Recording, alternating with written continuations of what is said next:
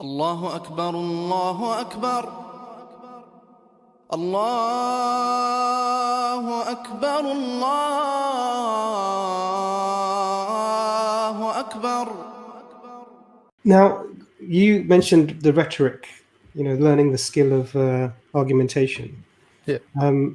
So, from your perspective and from your background, is there anything you suggest that made it easier for you that you would recommend other people to sort of have a basic idea of, or even an introductory text that you would recommend that might be useful to learn maybe how to structure arguments or even how to, or anything else that you found that benefited you specifically in your approach to the Dawah, inshallah?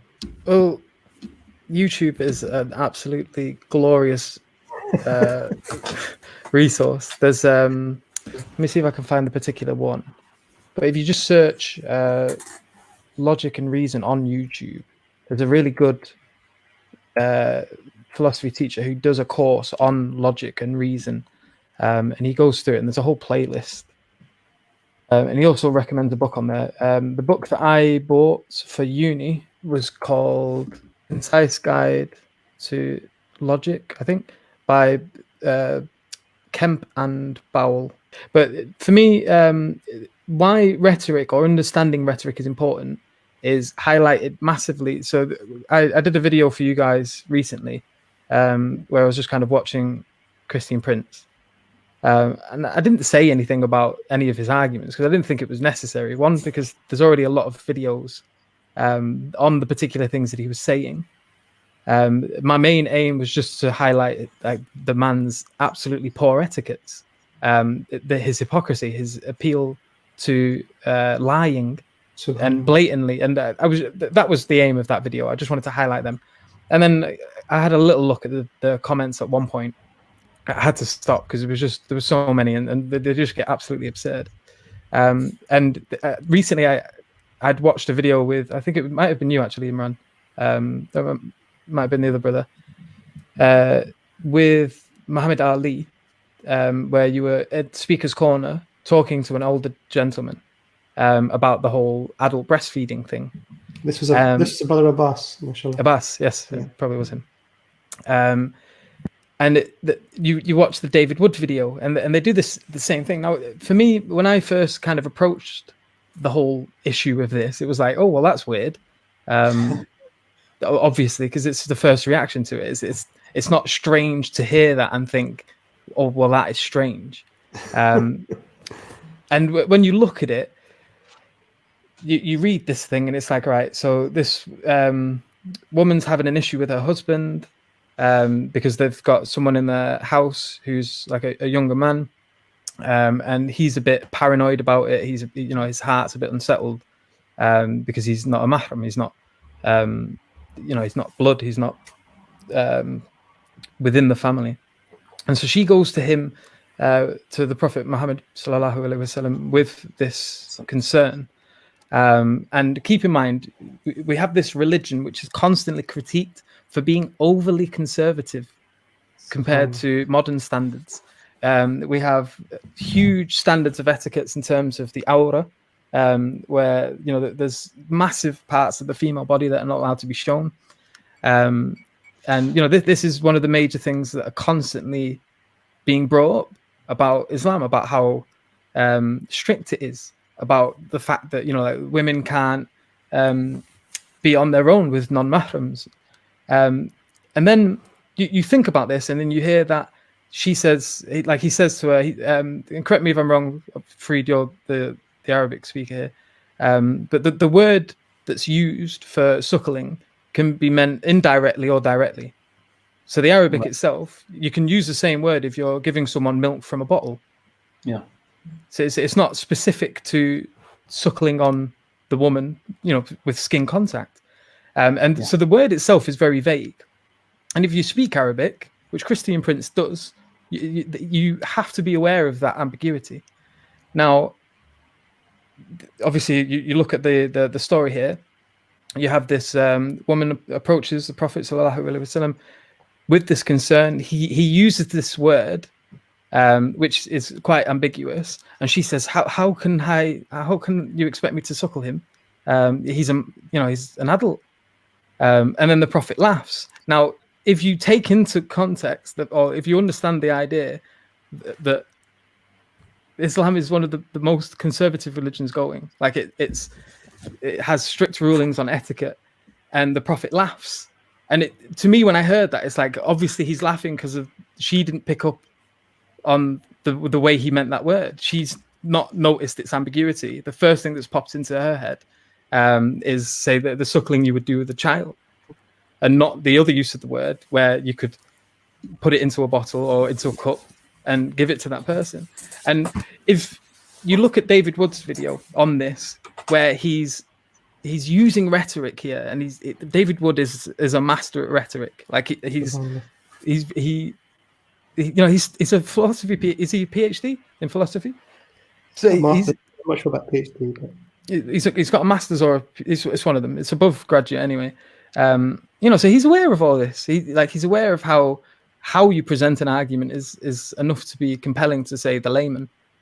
And what he does is he emphasizes on this laugh, and he paints this picture in the person's head. He's like, the creepiest laugh you've ever seen. Like, and he puts emphasis on that, and he completely reconfigures how you see this story. It turns from something innocent, where the Prophet sallallahu alaihi wasallam is laughing at the fact that this woman's misunderstood what he said. Obviously, he didn't mean it in a direct sense, where she would have to have direct suckling with a young man, for a number of reasons. One, he's not a mahram. Two, like, you can't show your aura to anyone. Like, and when you know these are rules, this is like commanded within Islam. You can't break. Any going beyond that is haram. And if you understand that that's haram, you understand then that the word suckling here is meant in the indirect sense, not the direct sense, because the direct means to do a lot of things that have already been forbidden. And so it's obvious what he meant. And it's obvious that the laugh was a playful one, like, oh, you've misunderstood me. That's obviously not what I meant. Like, go in private, put the milk into a bowl, give it to him. And then you can see this by the fact that, the husband was... his heart was settled on the issue after this. And that doesn't make sense if he did the opposite thing. If he's worried about the fact that there's this non-mahram in the house with his wife and blah, blah, blah, blah, why on earth would it make more sense to suggest that direct suckling resolved that issue and not make it worse? When from the context of the story, it doesn't seem obvious that he even knows that his wife spoke to the Prophet about this problem either. So, but this is the thing. This is rhetoric, and this is what CP is doing in the video that I'm commenting on. And I guess it was stupid of me to think that it was completely obvious what he was doing, and so not to comment on it.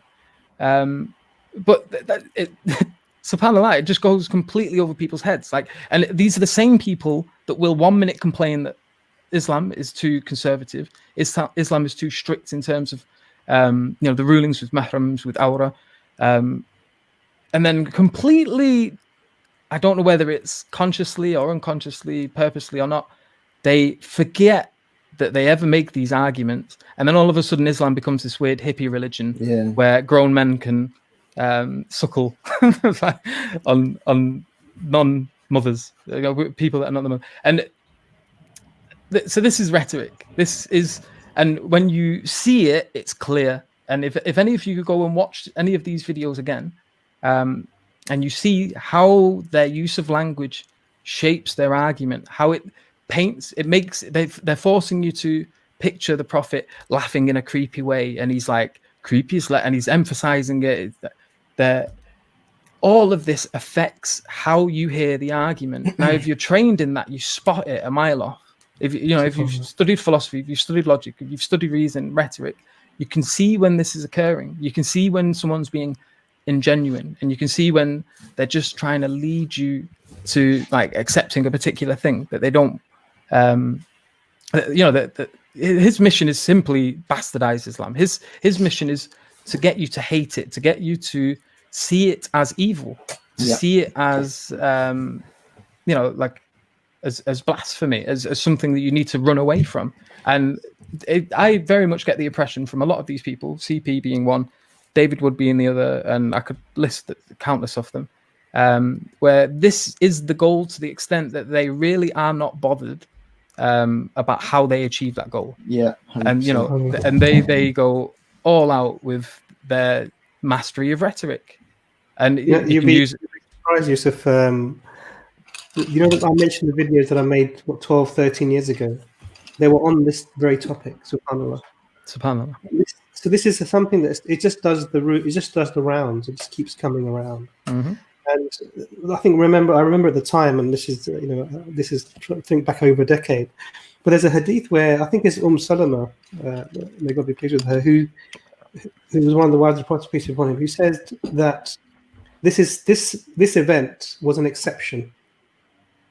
Specifically, this son who'd grown up with this woman in her household before this concept of mahram and non-mahram would, become clear in the religion.